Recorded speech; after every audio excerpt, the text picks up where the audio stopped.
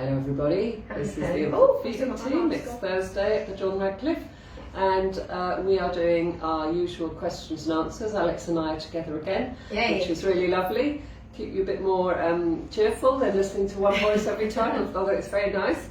Alex, so we are talking about infant feeding issues, so that's anything to do with feeding your baby, or if you're pregnant and you've got any questions about being pregnant, and also if your babies are older or you're not pregnant and you want to ask some questions for somebody else, that's also absolutely fine. We will talk about anything at all that you want to do if it's to do with feeding your baby, so that's with bottles, with formula, with breast, and any equipment or anything that you're worried about as well. What we won't be doing today is talking about your antenatal appointments, unless it's got something to do with infant feeding, or your scan appointments, or your hospital appointments, or anything to do with the hospital that's not to do with infant feeding, because we are midwives, but we don't always know the best answer, because each area has different things going on and things change quickly, so we might not give you the right answer because we may not have heard as quickly as the people in those departments know.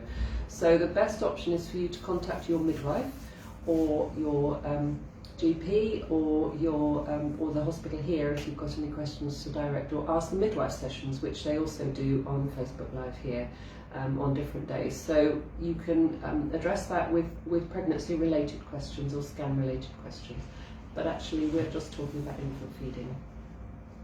So, perfect, yeah. So I'm just hoping to put your questions down there so that we can read them. Alex has got her laptop on her knee, so she's looking through them to see. We see lots of people are joining in and listening already, and we totally enjoy seeing you coming into these sessions. I think we've done about 43 now, haven't we? Something like that, yeah. Maybe a few more. Now. I think April the 13th last year or something. 21st. 21st. Yeah.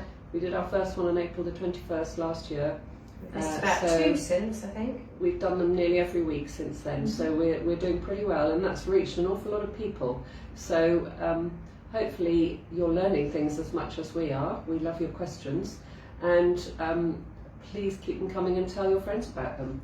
Tell us where you're coming from as well, because we like to know if you're near and far. That's really interesting to hear how far away you are, and it's not just people in Oxfordshire. So if you've got friends that are pregnant and you want them to know about this, or they're breastfeeding and you want them to know about it, then let them know as well. They're very welcome to come and watch us. So we try and talk about something, don't we? Yeah, we always have a topic before the questions come in. And then Alex gets twitchy and tells me to shut up. So, so I'll just briefly talk a little bit about the pathway, really, to where to get help in Oxfordshire, because I think that it's always good to know where you can get help from when you are struggling with your baby. And so the first pathway is that obviously if you're in the hospital and you've had your baby, you will be cared for by the staff on the wards, and if they feel that there's a problem, if they feel that there's anything more complex, then they will bleep us and ask us if it's appropriate to be seen by us. So in hospital we may see you if you've got something that we think is going to cause problems, or that you've got medical problems that we need to know about, or medication or something like that. But your midwives and care assistants, maternity care assistants on the ward that have all had training will support you on the postnatal wards and help you, and also on labour ward and on the observation wards and things. So when you've had your baby, you should be offered care with skin to skin and things as soon as you've delivered your baby, and feeding your baby and expressing.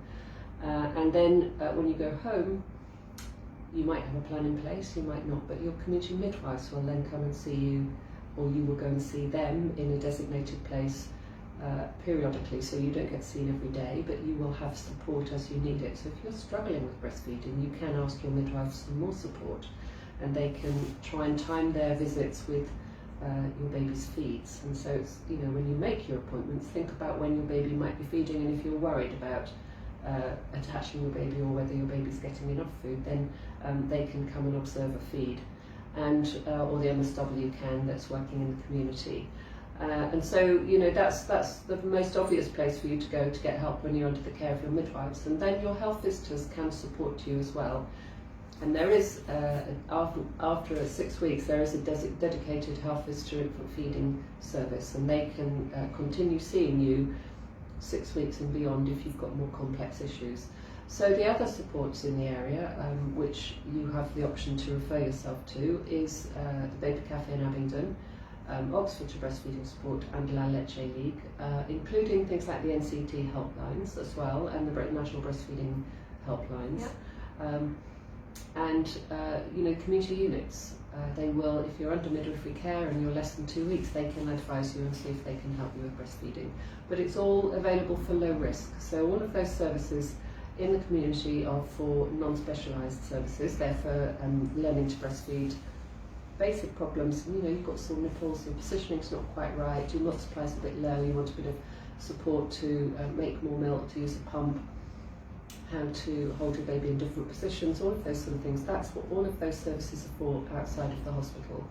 If there's more complex issues that they may have picked up, identified, your midwife may have seen them, sometimes the OBS send us mums that they're worried about, if they want a second opinion, then they will refer them into us, and then we will see them as a specialist service, but we're not the main source of support. We will put a plan in place, look at what's happening, and then we will send you back to your midwife, your health visitor, for support from them, and they will call us if they need, or you can call us if you need to have more support. You can also refer yourselves into us if you think you've got a problem, or if your midwife suggested that you call us. We like the midwives also to contact us to let us know that you're about to, but you're very, very welcome to call us, and our details for contact are on our website, aren't they? Yeah. And also on your care plan. So all your midwives' phone numbers are on here, so you can get where you live, your area of midwife. You should have had it anyway, because they normally give you their phone number, but there's 2 other places that you can ring, which are 24 North. You can ring the Horton MLU midwife-led unit there, and the phone number is at the bottom here on your care plan as well. So you can access those numbers and call yourself. That's absolutely fine. You don't have to be asked or referred. You can call them and ask for support if you want. And those 2 numbers are 24 hours. And also the MAU, but they would probably suggest you call them MLUs, so Wallingford and the Horton. Our phone number is on another page, but it's just in tiny writing on your care plan here as well. So if you've got your care plan still, you're under midwife care, and they haven't discharged you from their care, then our phone number is on the page. It's the one that's got lots of blank squares on it, which is for putting plans in place and things. So our number's on there. It is 01865 572 950. The other numbers outside of that, so the Abingdon Baby Cafe, they have got a Facebook page, and they've got their own website page in the Baby Cafe that you can access. And Oxfordshire Breastfeeding Support have also got their own website and their own Facebook page as well. And they, everyone's very busy because nobody can see you face to face, and the services are very different to what they were this time last year before we locked down, where you could go in and meet up with other mums. Now it's one-to-one, and it's much more limited in the amount of people that they can help. So, bear in mind that they are as busy as everyone else is busy as well, and that's very important to know, and they will help you if they possibly can. But, they're not the only place. There are lots of places with your midwives and health visitors that you can go and get support. So everybody is doing their thing, supporting breastfeeding, and hopefully you're getting access to people as you need them. Sort of a service that dovetails, really. We're working all together, filling in the gaps. So initial midwifery, then health visitors with us as well, and the other supporters. So all different layers of support available to you. And remembering that the midwifery-led units will be able to offer continued support, and sometimes you can go into the midwifery-led units and do a feed or 2 with them, depending on what's happening on their units. So the midwifery-led units are a really good place for support, not just the fact because 2 of them offer 24-hour support, but they're also there and able to offer support at other times. So, but everyone has been trained. I think we've said this every time. So our staff are able to help you. Everyone has been through training who works in the hospital, and in the community. Naomi did a training course yesterday for a bunch of new starters, so they're up and running and out there giving great support now for everybody who's coming through. And we run training sessions every month for our new starters, so they don't go long without having the skills to ensure that you will get off to a good start. But, we've got quite a few questions coming through. Are we ready to try and think about questions? Yeah, absolutely. So, and if you've got any questions about the support service that I've just talked about, add them to that list as well, if you're not quite sure what I've said. Kerry has come through and said she's got rather large breasts. She's currently a double H and she's 25 weeks, and she's concerned this will cause issues when trying to breastfeed. Well, you may not get much bigger. And often people find it's just the beginning that you get, that enlargement of the breast happens. They don't tend to get much bigger after that. We've seen every size going, haven't we? The baby's only seen yours. Yeah. That's the issue. Yeah, absolutely. The baby's only seen your breast, so they don't know any different. So that's what they learn to work with. There are certain things you can do. You can get a scarf and you can pop that underneath your breast and tie it around your neck. So that's sort of like a little sling. Or you can get a muslin and you can roll a muslin up. Have I got any muslins here? Yes, I have.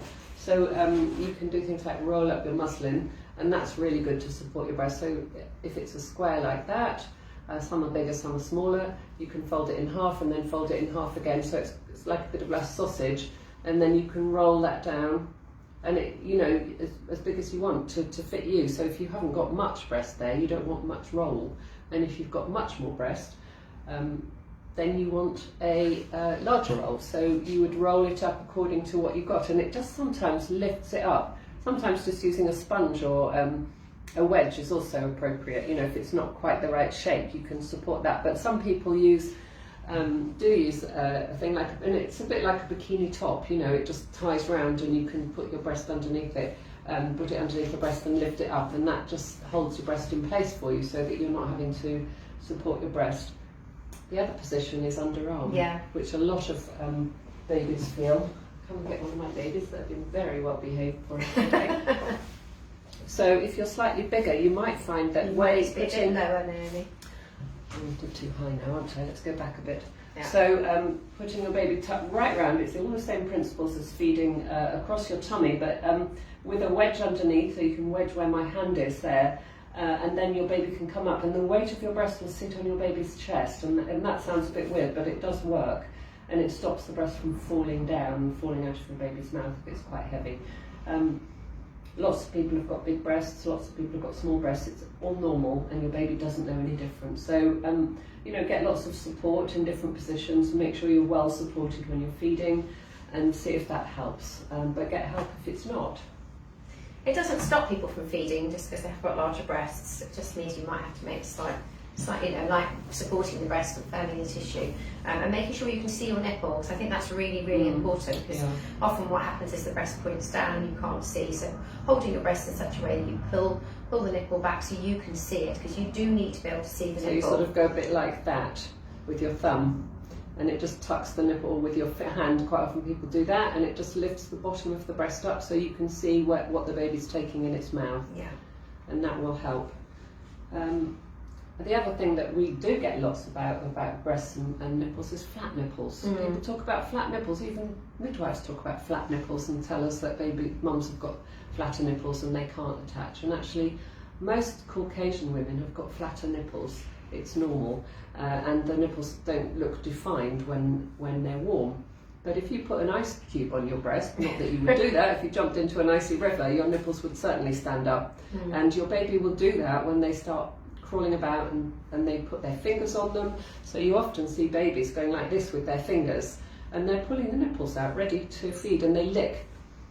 And the nipple is erectile, so as soon as it's stimulated, it will stand up, and then you will see your nipple. So don't ever think that you've got flat nipples and you can't breastfeed, because all the nipple does is put the milk in the baby's mouth.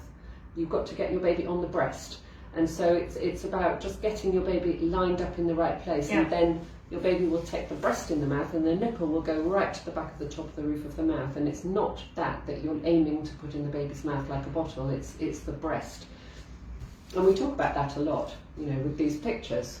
And that's lining the baby up in the right place so that this bit of the baby's chin and the mouth hits the breast first. That nipple is not relevant to the attachment of the mouth at this point, because that's going to go across the top gum and go right to the back of the top of the roof of the mouth. As you can see there, the baby opens its mouth wide, and the nipple is the breast that's going in the mouth, and that's going right to the back of the roof of the mouth. It's not the breast. So it's you know, shape, size, nipples, whatever, big nipples, little nipples, flat nipples, it's all normal. They're all normal. Normal. You don't need to worry about those things. Just assume you can breastfeed. And your baby's born with no preconceived ideas. They've got no idea what they're being born to. They deal with what they're given. So as long as we don't muck it up and we leave them to it, they'll cope. But get help. Yeah. You know, it's all about positioning and attachment, and if you line them up right, everything else follows. And that's where people go wrong. They don't line them up. They try and bottle feed their babies at the breast, and actually it's very different positioning. So get help.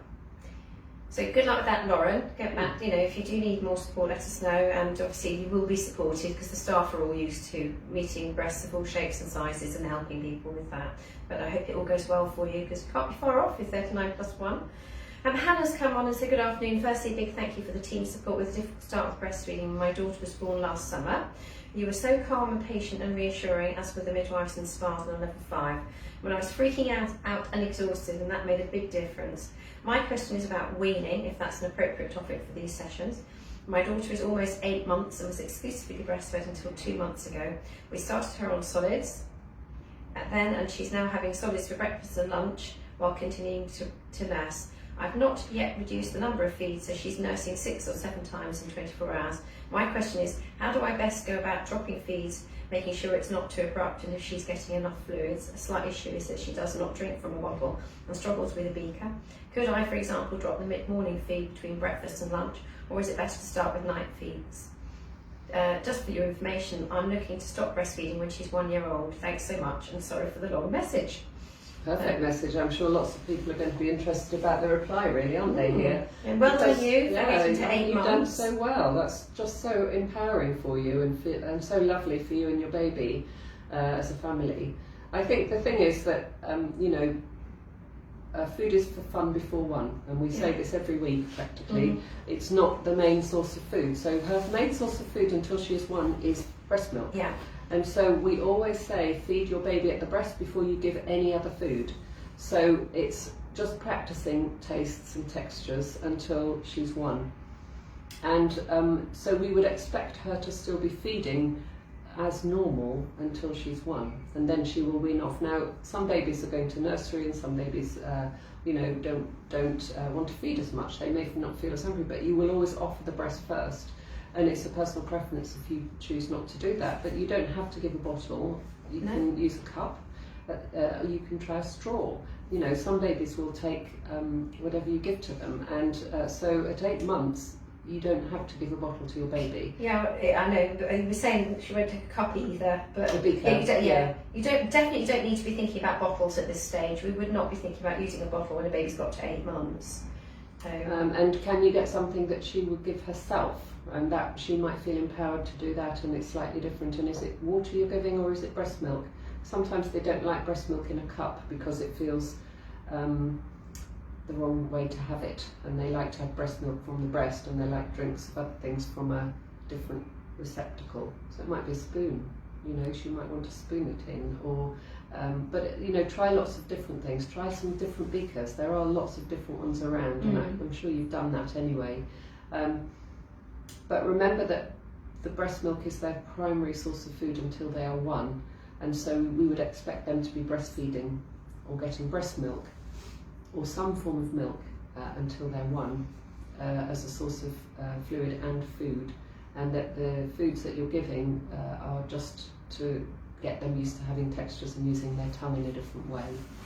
So I think try different things, try it at different times. Every baby is different, and maybe get somebody else to give it rather than you. I mean, I'm sure I'm teaching you how to suck eggs here, but you know, let somebody else try and do it with a different something that you haven't tried, and when she's not hungry or tired, because you might then find that she's more receptive to having something different given to her. Babies don't like change very often, So it might be that she, she's just been stubborn. But a lot of babies won't take anything if they've been exclusively breastfed, and lots of mums worry a lot about this, particularly if they're going to nursery and they've got to get to work.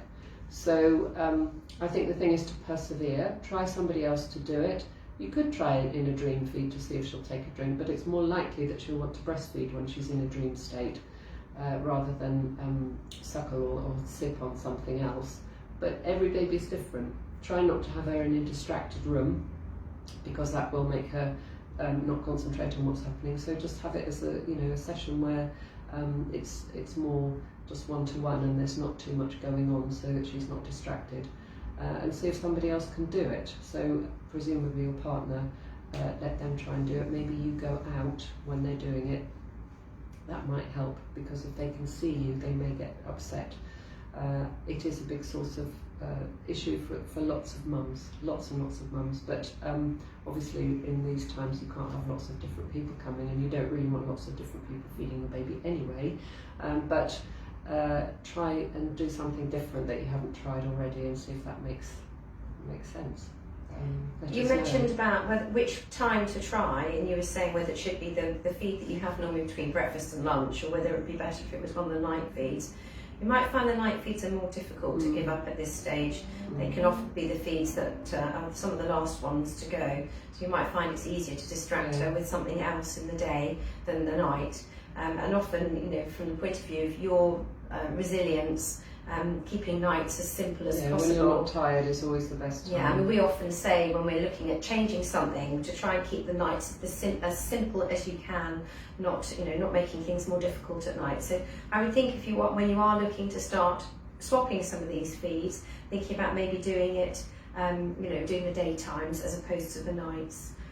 So yeah, and as Naomi says, at a time when she's alert and happy, not necessarily, you don't want to try. Or grouchy. Yeah, you don't want to try something when they're not in a happy place, because that really isn't going to work. And at 8 months, she can probably hold a cup herself, and if you get one of those that doesn't spill anywhere, you can just put a bit of water in it and let her play with it, and she can put it and bite it and chew it and throw it about, and it doesn't make a mess. And if it's water, it doesn't make a mess particularly, so you can let her experiment with herself and make it her control, and sometimes that helps as well. And I don't know if you're thinking about this, I don't know if you're going back to work or anything, Hannah, you've not said, but just to say that many mums actually do end up, even if they have stopped sort of doing many of the feeds in the day, that they'll keep the morning and the night one going, because if they're going back to work, it's the one thing they can do that no one else can do that keeps them as that special relationship between mummy and baby. So many mums, even if they are going back to work, will keep a couple of feeds going, because that's their time with the baby, and it's their unique opportunity to have time with the baby, which is irreplaceable. So just bearing that in mind, that it doesn't have to be all or nothing. So you might want to drop a number of feeds in the day and maybe keep a couple of feeds morning and night. But see how you're getting on, and it depends on your reasons for doing it, but it's another option. I think when they're more alert, they're less likely to want to feed. If they're feeling sleepy and snuggly, they will want to suckle with you. I think that's normal. So if it's afternoon nap time, probably not a good time to try and give them a drink. They probably just want to suckle and be with you. She's come back. You're saying her baby's going back. She's going back to work when she's 1. I give water with the solids, otherwise just milk from the breast.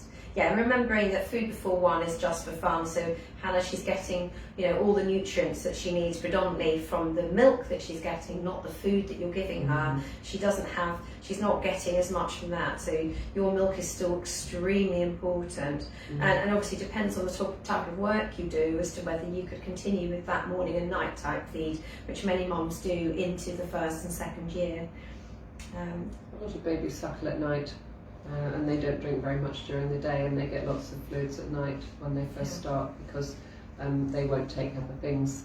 Lots of mums have the same problem as you, when to introduce it, how to introduce it. They won't take it, and so they do suckle a lot at night and get a lot of their fluids at night when they're breastfeeding. And hard work to get back at work though. It's really tough, because they're being kept up at night because baby wants to feed, because they're making up for not being there in the day. So it's going to be one of those things you'll have to see how it works for you. It's very individual, individual. Babies are all individual.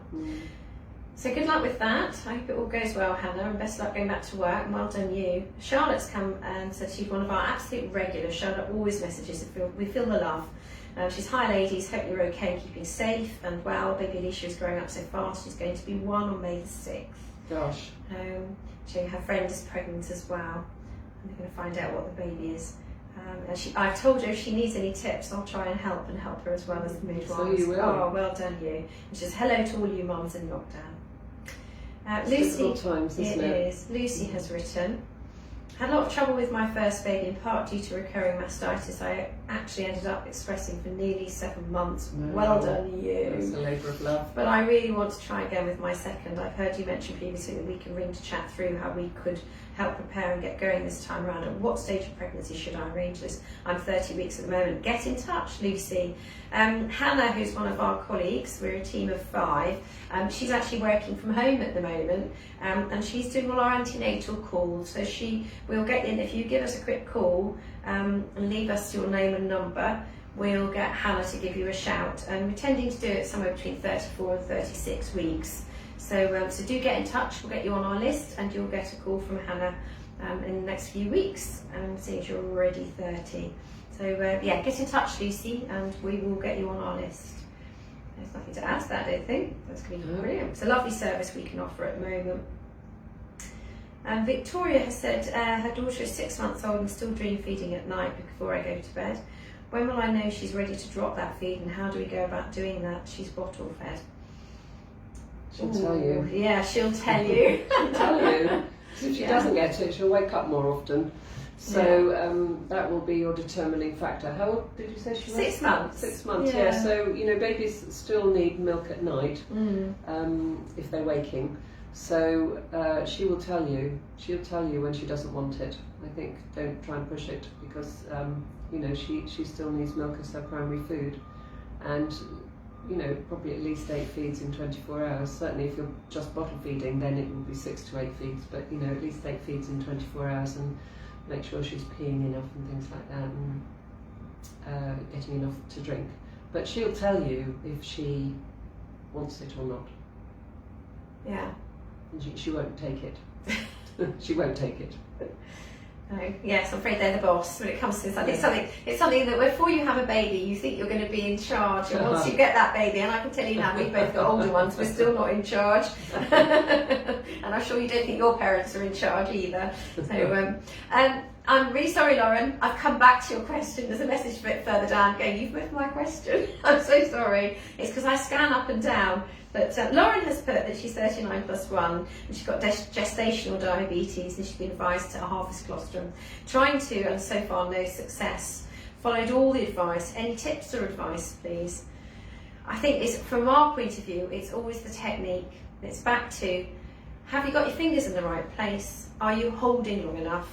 Bearing in mind that you are doing this in the antenatal period, so some mums may not get much. Doesn't mean they're not going to breastfeed successfully either. And I do understand why you want it, because we would very much like you, as a mum with gestational diabetes, to come in with some colostrum. However, having said that, we would obviously make donated breast milk available to your baby. Should your baby need more, then you're able to produce. When you're in hospital. Yeah, when you're in. But the ideal situation is your colostrum, and the reason for that obviously is because we will be checking blood sugars in you and your baby after the baby's born, and a baby that's born to a mother who has diabetes is at more of risk of dropping their blood sugars. So and because of that, we know colostrum is the most fantastic thing to bring it up, better than donated. Imagine you're a crab, you're pincing like that, okay? So not like that, because that's what a lot of people do. They rub the breast along like that with their finger, this bit. You want to be like that, so it's like a circle. And then 2 to 3 centimetres behind the base of your nipple, and you sort of feel the texture of your breast change. It's sort of got little broccoli florets in it, so it's changing. And then with that pincer action, you push backwards and you hold down. So I'm really pinching that. I'm not rubbing. Do you see? I'm not doing that with my finger, because that's not actually milking the breast. So what you need to be doing is pincer, push it in, hold with that finger and that thumb, squeeze for about 4 seconds and then release, and then push back and hold for about 4 seconds and release. And as you start to see little glistening bits, then you can work right round your breast, and then you go to the other side, and then go back to that side, and then back to the other side. You can do a bit of massage before, have a warm shower, do it in the shower as well, but obviously if you're collecting, you don't want to be in the shower. No, so you'll lose it. But it might purely be the technique, and if you're using this part of your finger to rub your breast with your thumb, like that a little bit, it's not going to have the same response as if you're pushing back, holding with your finger and your thumb, as you can see there, and holding for 4 seconds and releasing, and then pushing back, holding. I'm not doing any rubbing at all. And I think that's what a lot of people do. So get really deep down into your breast tissue, and then you'll start to touch your ducts. And you find little sweet spots all around your breast. So just work around until you find something. That changes the technique. You can always go and have a little go now, and then come back and say whether it's worked or not, can't you? Nobody's watching. And if you're really, really struggling, then we could probably do it on one of our sort of attend anywhere appointments, and you can show us what you're doing online, and we can, because we don't need to meet up face to face to see this, and we can talk you through it. So see how you get on with that, and let us know if you need more support, but we're more than happy to. Just checking, because that was Lauren's question, which I missed all of. I'm just working down to make sure I've not missed anyone else, and I really apologise for what I do, because I know I do sometimes. So we talked to Victoria about her light feeds. Right, I think it's Lisa next. Her baby Noah is 7 days old, born by C-section. She had issues with milk supply with her first little boy. So Lisa and Sarah visited me while she was in hospital. Thank you so much for their support and advice. I've been breastfeeding and expressing every 2 hours, and everything's been going really well. Just had him weighed, and he's lost about 10% birth weight. Should I be concerned? Well, 10% is pretty much within normal limits. We say up to 10%. So no. I mean, we have pathways in place because we anticipate babies will lose weight. So we have what's called excessive weight loss pathways. And so we see not, sort of, not that most babies will lose some babies gain, but not many. But up to 10% on day 5 weight loss is considered within normal limits. And then 10 and above, we start putting a graduated plan in place. And if you hit 15%, then you're going to be coming back in and visiting us, so we can give you a bit more support. But the midwives are all geared up, and they know exactly what to do. And they let us know if the baby's lost a bit more weight than we would like, and we all agree on a plan. And obviously the mums agree on the plan too, because they're the ones who are going to have to put it into place. But a baby losing 10% at this point in time is not concerning, in that you will be able to deal with that. I'm sure you'll be able to carry on pushing your milk supply, and Noah will be gaining shortly. What are the poos and pees like? That's much more important. Is he doing lots of wet nappies, and are you seeing 2 poos a day that are yellow? Yeah. Because you should be seeing at least 2 poos a day that are yellow, and consistently yellow. And there shouldn't be any sort of brick dust in his nappies at this point as well. So it's looking at that, looking at the suckling and swallowing. Can you hear that noise as he's transferring milk from your breast and suckling well? And are you seeing lots of ear wiggling and full cheeks? And is he interested in the breast when you're on, or is he falling asleep all the time? Because that talks about lower supply if he's not suckling really as we'd expect. And somebody should be watching your breastfeed. So I would say, if you're worried about that, get somebody to watch. When you have your next midwife check, to get someone to watch a feed. And time the visit with a baby feed, when your baby's going to feed, and that will give you the opportunity for them to watch the transfer of milk and see what's happening, just to see how he's behaving. And also you can do a little bit of compression if you're worried as well, which doesn't require any skill particularly, and you don't need any tools for it. And that's when your baby suckles, you hold your breast and squeeze it as far back to your chest wall as you can, and then when they stop suckling, you let go. So it's not that. You're not pumping, you're compressing, and that means you're holding and squeezing the whole time they suckle. You don't let go. And then when they pause, you pause.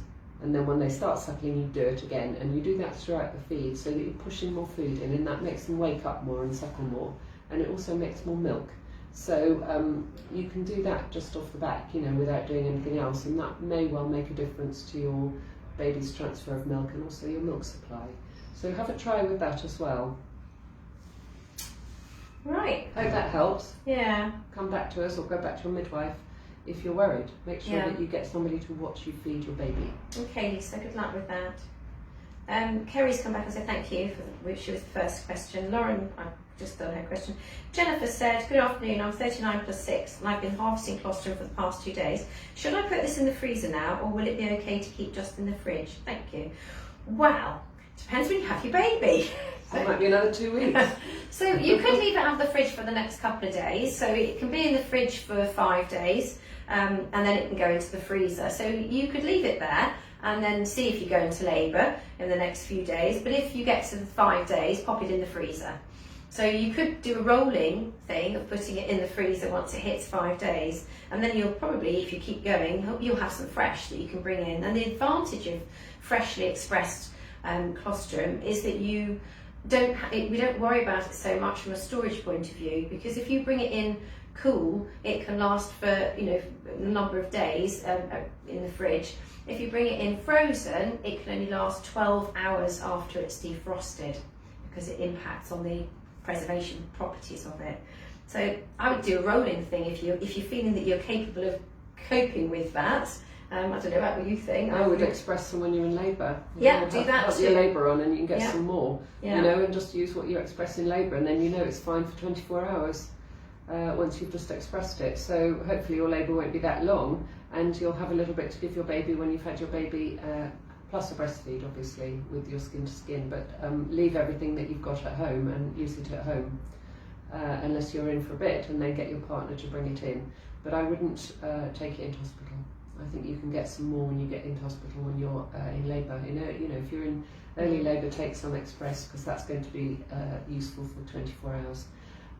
But the stuff that you're doing now, I would keep it in your fridge or freezer, and then it's there, and it takes minutes to defrost. It's not big volume, so it's not difficult to defrost and use quickly. So keep what you've got and just keep doing it, because the more you do it, the better it is, and the more you do it, the better your skill. And if you're in labour, it might just tip your labour the other way and make you have a nice, more contractions and quicker labour. Might get things going. For anyone who's thinking about antenatal colostrum harvesting, we do end up talking about this quite a lot on here. We have actually got a leaflet on our webpage. So if you go onto the OUH webpage, onto the maternity section, and then there's an infant feeding section, and we have a expressing while you're pregnant leaflet that's on there, and it has all the storage guidelines on it as well. So it's worth going and having a look at that if you've got any questions, because that will be quite helpful. It covers all of this, about when to start and why you might do it, because not everybody needs to do that. And it doesn't mean you're going to make more milk if you do it or if you don't do it. It doesn't determine your milk supply after you've had your baby. It just gives you a skill, and that in itself is very, very valuable, that you've learned how to do it before you have your baby, and that's really helpful. Much easier to learn something now than straight after birth, which can be really hard. Exhausted. The first thing you'll say is, I need some sleep. And we'll say you can't, you've got to hand express, or you've got to feed your baby. So when you've got the skill, you can do it, and you don't have to worry too much. Lucy's come back and thanked us for the answer. Victoria's come back about her baby who's having the dream feed. She's guzzling 180 mils. She still wants it. No sign of dropping it anytime soon. No, not for a bit. And she was only 6 months, wasn't she? Yeah, don't hurry it. That's really early to be dropping feeds through the night, very early. You'll be busy if you do. Lauren's going to give it a go. And Lisa Smith's come back. Thank you. Lots of wet and dirty nappies. Have me doing some compressions today. Brilliant. Good news. You can tell we're both pleased with that answer. Hannah has said, I find these sessions so helpful. Just wanted to say thank you. Thank you, Hannah. Thank you. We like to get the feedback. We do. Imi's come on. Hi, Alex and Naomi. Hello, Imi. How's Leo? Hope he's all right. She said more in a minute. Victoria said, baby's 9 days old. Latch looks and feels okay, but I'm still suffering nipple trauma. I'm not sure what to try. Get someone to watch you, Victoria, because it might be just a millimetre or two change. It's phenomenal what a difference it can make, and it might just be that it might be something to do with the way you're bringing him on. You might be inadvertently moving your breast. He might need to open his mouth a bit more. There could be so many reasons, but you shouldn't be in pain. You might find Shall I take the camera? That you do a bit of face planting, which is sort of an idiot's guide to breastfeeding, which requires very little skill. And so you lean back about 45 degrees, a bit like I'm doing, so you don't need any special chairs or beds or anything for it. And your baby is face down, so it's not on its side, it's absolutely face down, so its bottom is in the air, its feet like a frog, and its hands are on either side of the nipple that you want to breastfeed on, and tummy button is on the opposite nipple and feet are under the arm. See? Like that. So he's face planting on top of you. And just plonk him directly above your nipple and let him take a big mouthful and see if that just gets him on a little bit deeper. Sometimes gravity just allows him or her. What was the? Did we get a baby sex? Oh, I don't know. Sorry, let me have a quick check. Don't want to give them the wrong baby. And just face plant them on top of you. Literally, just face plant your baby on top of your breast, and they will usually always go on, especially if they've been doing it but you're not quite deep enough. And as soon as you start getting nipple trauma, the first thing you do is pull your baby away when you're trying to put your baby on, and then they go on the end more, and that creates more problems. So when you're face down with gravity, they just plonk on deeply, and that sometimes helps. The other thing you can try is you can just slide your finger to the middle of the chin, and it might be you do a thumb while they're on the breast, between the breast and his chin, and just pull it down when he's on. So if you're doing it across your tummy like that, if you're going across and feeding in the traditional way, you can just pull his chin down, so you're going like that when he's on the breast, and that sometimes just opens the gape and takes the pinch out. So that will allow a deeper latch, and that works too. But you can do that in this position too if you want to. Try that and see if that helps, but one of the MLUs might be able to see you as well, depending on where you live, if they're near to you or your midwife feeds into them. But try that position as well and get help locally. So you start at the list, and your midwives. If you're beyond that, then your health visitors and the Oxford Breastfeeding Support, baby cafes, and ring us if you're still struggling. Absolutely, we're all here, here to support you, because you shouldn't be in pain. Breastfeeding should not be painful. I was chatting to a mum, we've been in breastfeeding clinic this morning, and we were chatting about this, and I was saying the difference is it should be powerful but not painful. Yeah, you should feel a tug. You'll feel it, but it shouldn't be painful. So good luck with that, Victoria, and I hope it gets better soon. Help. Get some help. Don't carry on struggling, because that's no fun at all. Imi's come back, said she's weaning Leo this weekend. Wow, can't believe he's that old already, Imi. No. And she's still breastfeeding, which is brilliant. Hope you got your plastic out on the floor. Charlotte's come back and said she hopes doesn't mind me asking for a tip on how to get Alicia to hold her bottle, as she can hold her toys all the time. Sorry to ask. Oh, get one with handles. Yeah, handles are good. Yeah, you can get the trainer beakers, and they can hold on like that, and they just flick them about. I mean, they don't go in their mouth very much, but they do flick them. They do go everywhere, and that's why sometimes the ones with the non-dribbling top are very good, because they flick them about like this, but actually they get used to putting them in their mouths and chewing on them, and they can pick them up and put them down, and they quite like that. Well, I like these sorts of comments. Lauren has come back and said, "Oh wow, it worked." Did it? She's got a smiling face. We're smiling too. We're delighted. Keep going. Keep going. It's technique. It always is. Always. We get told. We get telephone call from the levels, from the wards, and they say, "Oh, mother, she can't express," and we go, "There, go make sure she's got her fingers in the right place and she's holding it long enough." So it's not rubbing. It's always pinching. It's always right in those ducts. You want to milk them. And it does work then, so you've got it. You're going to be addicted soon, don't worry about it. Have a look at our leaflet about how often to do it and everything. Irina has said, my baby's 11 weeks old, exclusively breastfed, extremely interested in water, trying unsuccessfully so far to drink raindrops or water from her bath. When can we offer some sterile water in addition to breast milk? Well, we would recommend that she doesn't need anything else other than your breast milk for the first 6 months. And that's a WHO and UNICEF recommendation that babies are only breastfed and they have no other fluids until they are 6 months or over, even in hot climates, even in hot weather. 1. So, and up to 1, isn't it? Yeah. Yeah, I mean, certainly don't need anything else until they're definitely 6 months plus. So it could be alongside other foods at 6 months, but the main, as we've said already, the main source of nutrition comes from breast milk right up to the first year. So we wouldn't be looking to swap out breast milk for water or anything else. Breast milk is 80% water. Absolutely, yeah. And they do like trying things like that. They like putting their faces down and licking when they're old enough to sit and things like that. So, it's all normal behaviour. So good luck with that, Arena. Hannah has said, can you discuss pumping and correct storage? I'm 26 weeks with baby number 2 and really struggled with feeding my son. Ended up on a children's ward a few days in and quickly advised and changed to formula, but this has now put me off, and I'm really keen this time round to crack feeding myself this time. Oh, you poor love. That wasn't much fun. Yeah, we can add you to our antenatals. We can have a chat about it. Have a chat on the phone, we'll put a plan in place for you, and you can know how to contact us when you've had the baby. On postnatal wards. You know, a lot of these antenatal conversations that we're doing are to try and preempt those problems, discuss what happened last time, find out, you know, unpick them a bit, see where we can change things and if we can't, and then just get a plan in place that, you know, everyone's in agreement with, and that we can be there as soon as possible if we're needed afterwards. And I think these sessions are very helpful because it does give you all the tools and the questions to ask and to recognise that it's not going well. So you don't end up, you know, that the whole point of what we're doing here and what we do on the wards and things is that we try and stop mums coming back in.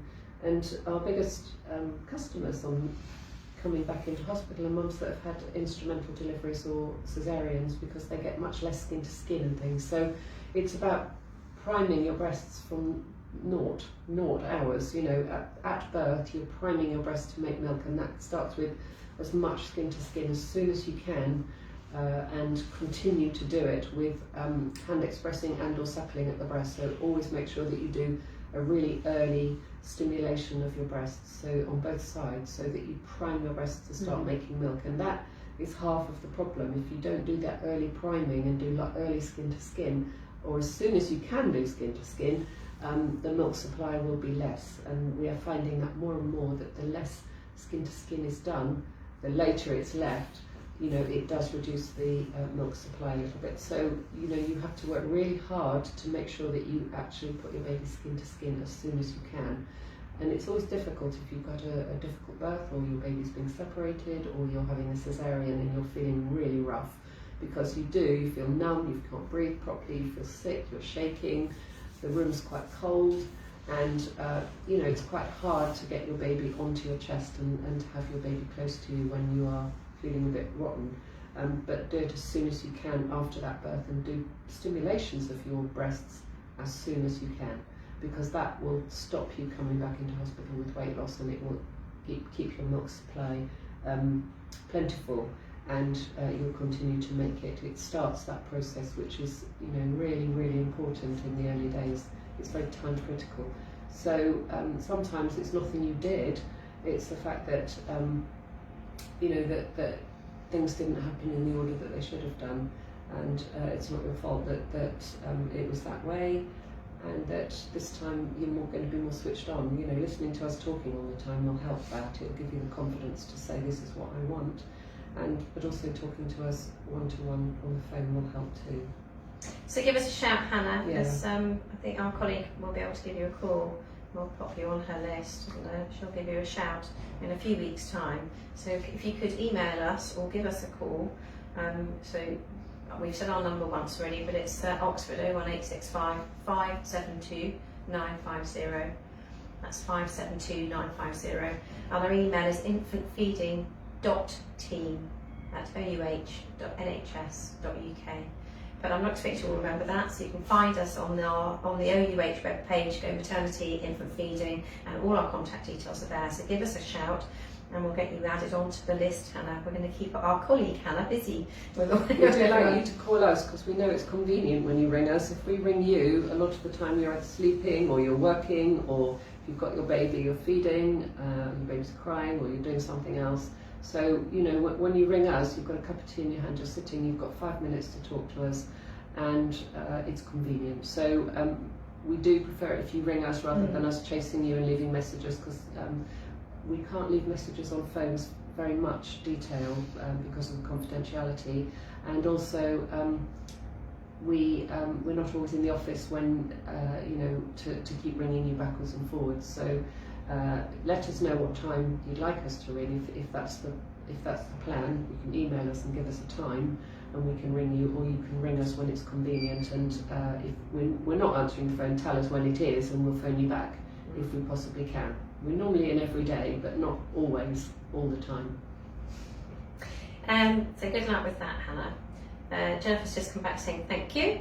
And Victoria's come back and said she's going to try that.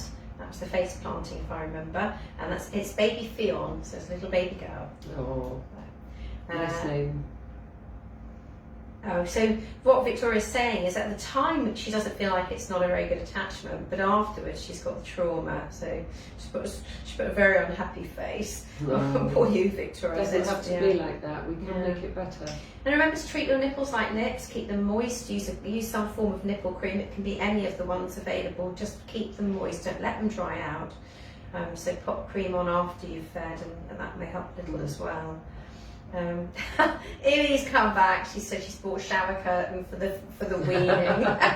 Great idea. I love it. That's a great idea. I remember the floor around where my kids used to sit got cleaner and cleaner every day that they were weaned. So it was so amazing. It was a spotlessly clean piece of floor. Charlotte, she's come back and said thank you. No, she said sorry to ask. Not at all. Of course you can ask. Irina's come back and thanked us. Charlotte's come back and said, saying her baby loves milk, water and fruit juice, but she is nearly a year, so... She's allowed to. Yeah. Pippa said her baby's 11 weeks old, exclusively breastfed, but won't go to anyone else for anything. Either she wants to be asleep or feeding. Is this her age and growth spurt? She won't take a dummy, so I am her exclusive comfort, and she waits as soon as I remove her from my body. Help. Oh, poor you. You haven't got a cat as well, have you? Because that's the final straw when they come and sit on your knee, isn't it? Never had a cat, so I don't know. Take over your life. I think she sounds like she's being a very, very normal baby, I'm afraid, Pippa. We talk about it a lot, not just on these sessions, but up on the wards, that your baby's got no idea that they're safe when they're not in your arms. So when they're in a chair or a cot or a bed or whatever, and then they just don't know they're safe, and they think they're safe they know they're safe when they're with you. So actually being in your arms is exactly where your baby wants to be, which is why we should have shares in slings, because we talk about slings all the time, because actually slings can actually be really liberating for a mother. Expect to be. It's absolutely where they expect to be. So, by doing that, you're meeting her needs for closeness and comfort, and I know it's really tough. It's not forever. No, it's definitely not forever. But think about a sling, and I'm sure, you say she won't go to anyone else. I wonder if she's asleep, if you pass it to a partner or someone that she'd be happy. But a sling might be really useful. It does get better. This isn't forever. And Naomi says it will pass, and one day you'll be sad. She's still very tiny. She's very tiny.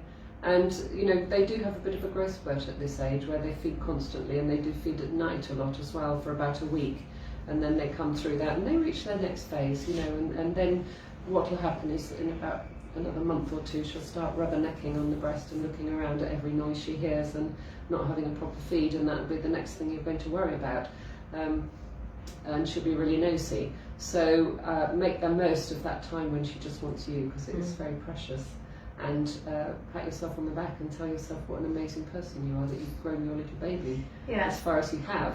And there's neuron connections in your baby's brain. Every time you interact with your babies, all of you, when you interact with your babies, whether it's talking, stroking, cuddling, singing, whatever, then you're filling your baby's brain with oxytocin, which is the feel-good hormone, which is the fertilizer for babies' brains. And that's what they need to grow up, to be confident and happy and level and just, little humans. Yeah, really happy little human beings.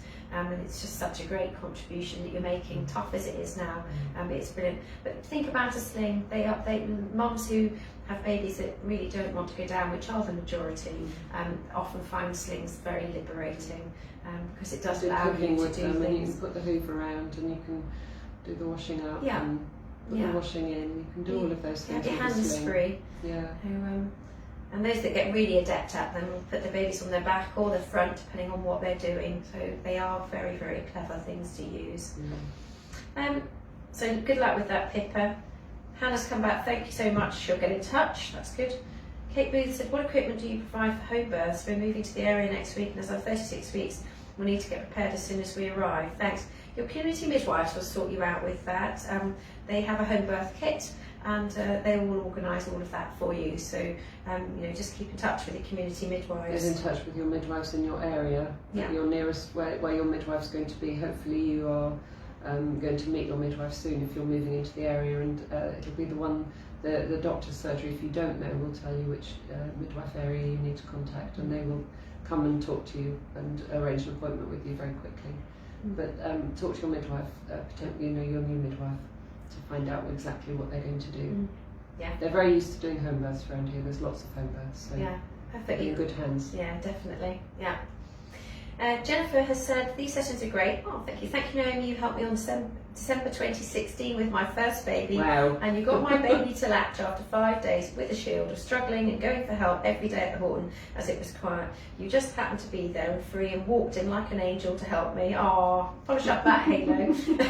I then breastfed exclusively for 6 months and finished at 15 months and managed to wean off the shield eventually. Well it was done. the day I was going to give up as everyone was struggling to get him to latch and I didn't get a chance to thank you. So I am now. Currently have my second baby, who's almost 6 months old, who latched straight away with a strong latch and has been exclusively breastfed since birth. You've got that no skill. issues this time at all. Thank you so much. Oh, Jennifer, that's a lovely message. Thank you very really much. Nice. Lovely glowing report, and I'm so happy for you. And isn't it amazing? You can have all those problems and then the next baby comes along and just attaches. Yeah, it's amazing. perfect. Oh, here you go. Sarah Jane's come on. Oxford Sling Library have a sale on March the 1st. Thank you, Sarah Jane. It's exactly what you need to hear, isn't it? Sling Library they're fabulous. I have to say, we're so lucky to have the Sling Libraries. They are brilliant. So get in touch with the Sling Library, Pippa. I think that may be very helpful. And you know, the wonderful thing about them is that they are, you know, there are so many slings. It's like a sling for every woman because they're all different. So they're amazing. Oh, and Pippa's come back. She said, thank you, that's where we're up to. She hasn't slept for 3 nights. Oh, you poor love, her baby was shattered. Yeah. Catch her sleep wherever you can. Yeah. Whenever she's sleeping, you go down and get a few minutes as well. I remember it well.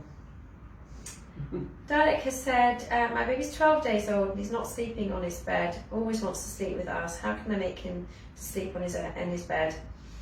Hang on, my question's just jumped. Is it still too early for it? No. They sleep all day and they are awake all night at 12 days, and they slowly turn their clock round, so you will find that he will be more sleepy in the daytime, and you think, well, he slept for 3 hours and and then he's just awake all night, and they just tend to want to be on your chest all the time, skin to skin, and that's perfectly normal behaviour on day 12, and what they're doing is putting the order in for milk. To help you produce enough milk for him and to help with the breastfeeding. Now, if the attachment isn't great, it might be that he's not transferring enough milk to make him last for a bit longer, and if he's waking up every 30 minutes, it might be that you need a little bit more help with breastfeeding. So I would say contact your midwives and see if they can help you with breastfeeding, see if they can watch some positioning, and see if your attachment is really great, because sometimes it's just that they're not quite on deep enough and they're not getting a big enough feed, and that makes them wake up frequently. The other thing is that if you're offering it that often, they will be very happy to have it. You know, if you're feeding your baby and you've got your baby in your arms all day and all night, they will be as happy as anything. And it's making sure that you let them feed properly, attach them properly, make sure that they have a really good feed, so that they do stop for a little while and then they wake up hungry, and if they're not doing that, they just top up their tummy all the time and they never feel full to go to sleep, to wake up and feed again. And it's just about changing technique, and it might be that you need to go out for a walk in the daytime, put your baby in a sling, go out for a walk, it's a bit warmer than it was now, and try and just delay feeding a little bit more each time, so that you're getting 45 minutes between a feed, then an hour between a feed, so that you're delaying the feed so that they have a better feed and they learn to feel hungry and feed well. And that sometimes breaks the cycle of this constant nibbling and waking up, and nibbling and waking up. But you need to talk to somebody, you need to go and see your midwife and see if they'll watch what you're doing to make sure that that's okay in the first instance, and then work from there. And make sure that your baby's meeting the milestones. You know, have we got 2 yellow stools every single day? Have you got 6 heavy wet nappies every single day? I mean, you may have been discharged, because I see you're day 12, so you may have been discharged by the midwives. So if you have been discharged and you've got any concerns, you come under the health visitors. As we said at the beginning of this session, it's thinking where to get your help from. You know, thinking about in your first 10 days, or if you're not discharged by the midwives, it's your midwives, your first port of call, and then your health visitors thereafter. There's us, and then there are the other support areas as well. But your first and foremost will be your midwife, and then your health visitor, and then all of the other areas. But it's accessing the right support, because, you know, at day 12 you may still be under the midwives, and if you are, give them a shout, and if you're not, give your health visitor a call and say you're concerned and you'd like some help. If your baby's over its birth weight, you've been discharged, which means the feeding's probably going not too badly. Yeah. But have a chat with them first and just see if anyone's free. They're normally quite happy up to about 2 weeks to support you as midwives. So, you know, see what's going on. See if you're near an MLU, one of the midwife-led units, they may see you in the MLU if you're under 2 weeks. So, you know, there is help. There is help. Make sure you access it and get it sorted, because you'll be shredded if you keep doing that. Yeah.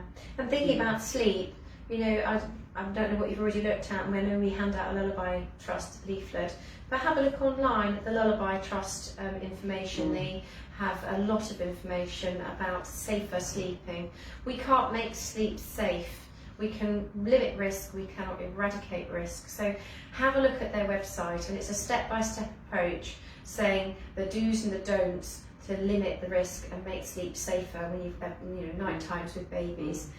The other leaflet you can look at, which is a good one too, is Caring for Your Baby at Night, which you can find on the UNICEF Baby Friendly Initiative website. So Lullaby Trust and Baby Friendly, UNICEF Baby Friendly, both have information about safe sleeping. And it's ways of reducing the risk that if you are ending up with a baby that you cannot put down, how can you reduce the risk? And it certainly doesn't, you know, it's things like making sure the baby is flat on a bed that is not between 2 adults, that they have their own covers, that there's no way they can fall down a gap or off the bed. And so go and have a look at that, really make yourself aware of what the do's and don'ts are on that one. And they've got a little video which is really easy to, you know, to get the information across. So good luck with that, Dilek. I know it's a dilemma, one that many people will be watching this will have experienced or will experience going forward. And if you can sort of join a group, you know, have you got a group of mums? I think that's the biggest thing that mums are missing out on at the moment, is other mothers, to be reassured by other mothers and find things that help them, because they're going through it at the same time as you. And that's really missing at the moment. But there are some groups meeting up, and I think you said Baby Cafe is looking at having a mother's group, aren't they? Yes, Abingdon Baby Cafe is talking about doing that. Abingdon Baby Cafe is talking about it, and I think that Oxfordshire Breastfeeding Support have sort of a chat group that you can join as well, where you have a sort of a coffee morning where you get your coffee at home and sit down and talk to other mums. And it's about normalising what's expected, because you're not actually having any peers to meet up with to say, yeah, this is what's happening. And you didn't sort of go to antenatal classes and meet other mums at the same time as you, so that you can have a WhatsApp group with. You know, so you're missing out a lot, and toddler groups and things, you're missing out a whole year of mums and babies that are missing out on meeting other mums. And, you know, it's going to be time when you're going back to work and you haven't really met anyone else, and that's really difficult, actually, because, you know, I think that the network of mum and baby groups is huge, and the support that you got from them is absolutely huge. Just having a cup of tea for half an hour and a cake with somebody in a group is so precious. And you know, just encourages you to keep going, and that's absent. So we're kind of trying to fill in all those things and encourage you to try and, you know, talk to other people if you can. And you do support each other on here as well. So yeah, it's like this, that like Sarah Jane coming up about the Sling Library, and I had someone last week saying something as well. So it's lovely that you support each other. Dilek came back and said that babies are having 3 poos a day. So that's good news. All good stuff, yeah, that's good news. But she's going to chat to her midwife. So do have a chat with her. Kate's come back and said thank you. Charlotte has said another question. Alicia can't sleep through the night if she wants me for cuddles. And when I pick her up, she goes to sleep straight away in my arms. Any tips to get her to sleep through the night? She was really good before when she was younger.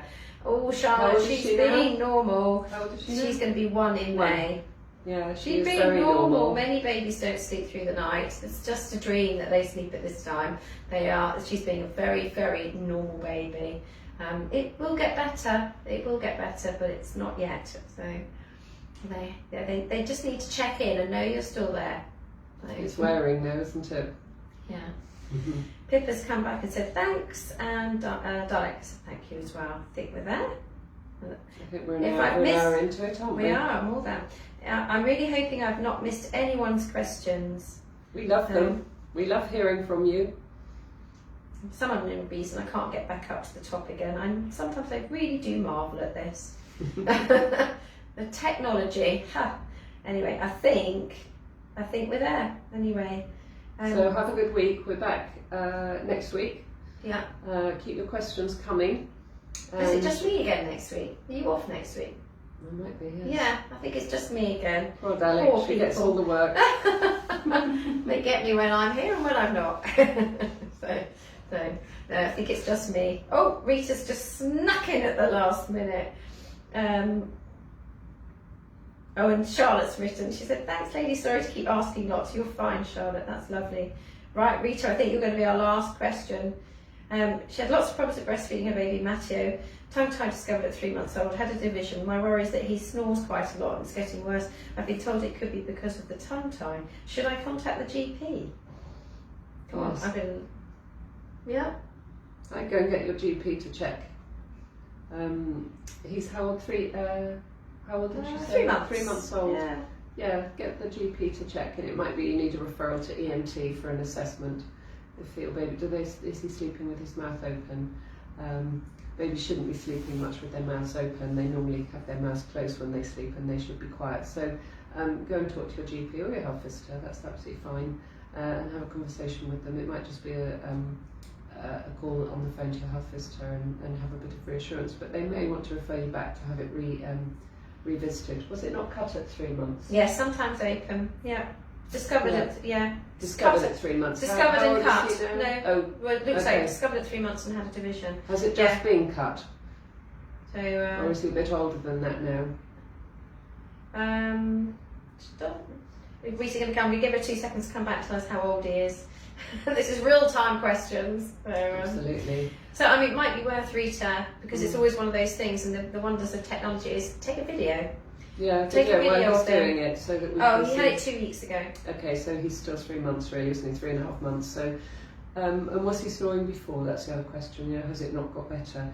And does he have a lot of reflux? Because sometimes when they have tongue ties, they can regurgitate a bit of milk when the tongue function's not great, and that can sometimes sit in the back of their nose and make them very snorty, and that might be what you're hearing.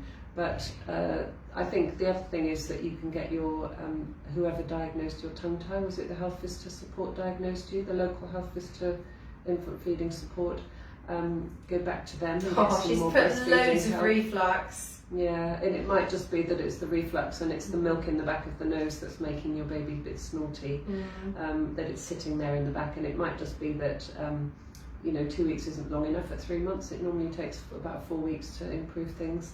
But I think that it sounds more like it's tongue tie related, but I would say go back to the infant feeding team that helped you, so the health visitor dedicated infant feeding team. Go to your health visitor and ask to be referred back to an infant feeding specialist health visitor, so that they can watch your feed. And video anything that's, absolutely. I think video him if he's, when he's snoring at night, video, because then you can prove what's happening. Yeah. I mean, it is the wonders of being able to do that. In the past, you used to go and try and explain what was happening, and now you can actually show what's happening. If this bit doesn't work, the bits going down don't work either, and that's when they get quite refluxy as a result of the frenulum and tongue function not being great. So the better you're feeding, the better the tongue function. It's like physio for feeding, and it improves tongue function with good feeding. So you need to make sure that you're allowing your baby to feed well, because good feeding is good physio.